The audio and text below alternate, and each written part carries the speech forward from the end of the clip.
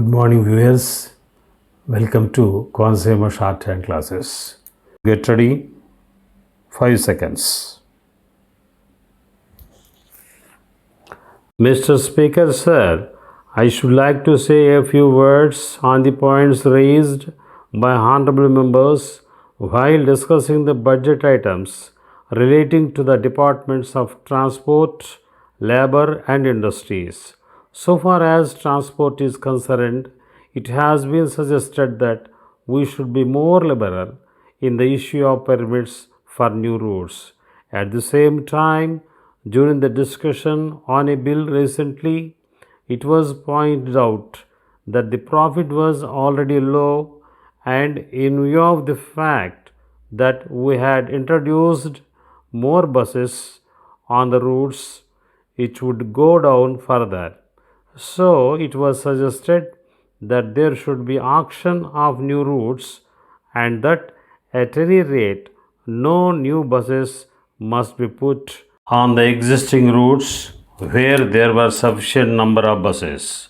I think I gave an assurance at the time that as far as possible that suggestion would be accepted.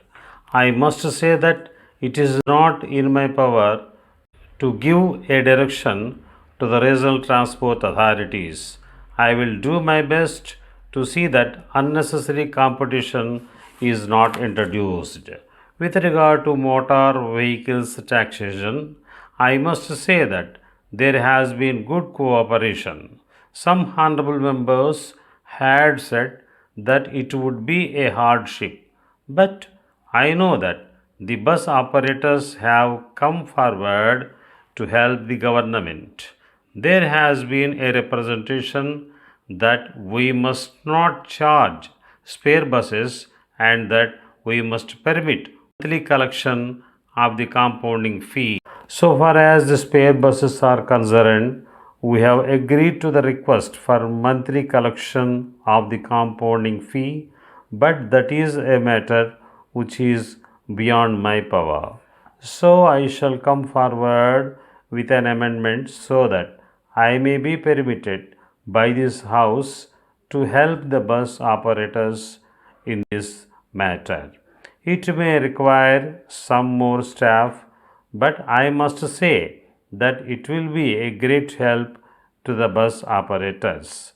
I hope that at the proper time I shall be able to present a statement on this matter and explain it in greater detail.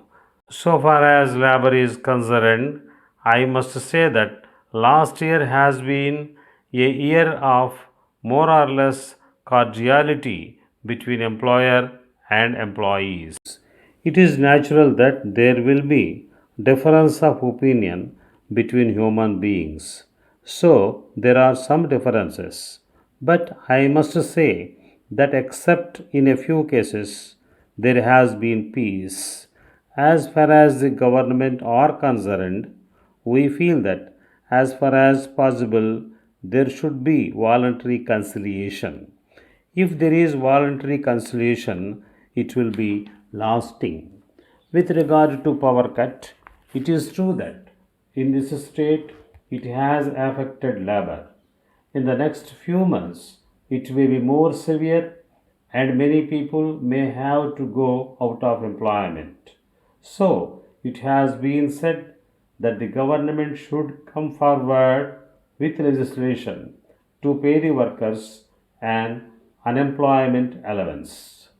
I am sure the honorable members are aware of the financial position of the state, and I am afraid that until it improves, this session cannot be considered, for it may make the financial position more difficult.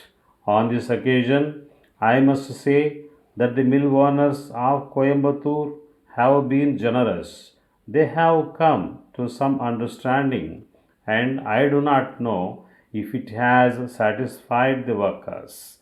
But I must point out that they have agreed to pay a minimum salary if every worker does not get full work. I am sure that it is a good beginning, and I hope that the mill owners will be able to pay more. Letter from Rama and Company, Pune, to the Central Stationery Agency, Kolkata. Dear sirs, we regret very much to learn that the consignment of ink sent by us against your order of the third instant has been found to be of a quality inferior to that ordered by you. We request you to accept our sincere apologies for this mistake. In this connection, we should like to point out that the wrong supply was unintentional and it was due to an error in our stores department. On receipt of your complaint, we have made a thorough investigation into the matter and we have found that the error was caused by misplacement of a batch of ink bottles containing defective ink which was meant for return to our factory. As a result, these bottles got mixed up with batches containing good ink and were wrongly sent to you. We have taken a disciplinary action against those responsible for this mistake and we assure you that we will take great care to avoid such mistakes in future. We are now very glad to inform you that we have already sent a consignment of the right quality ink in replacement of the earlier one, and we request you to return the bottles containing defective ink carries forward. We once again express our sincere regret for any inconvenience caused to you and trust that the matter has been settled to your complete satisfaction. Yours faithfully,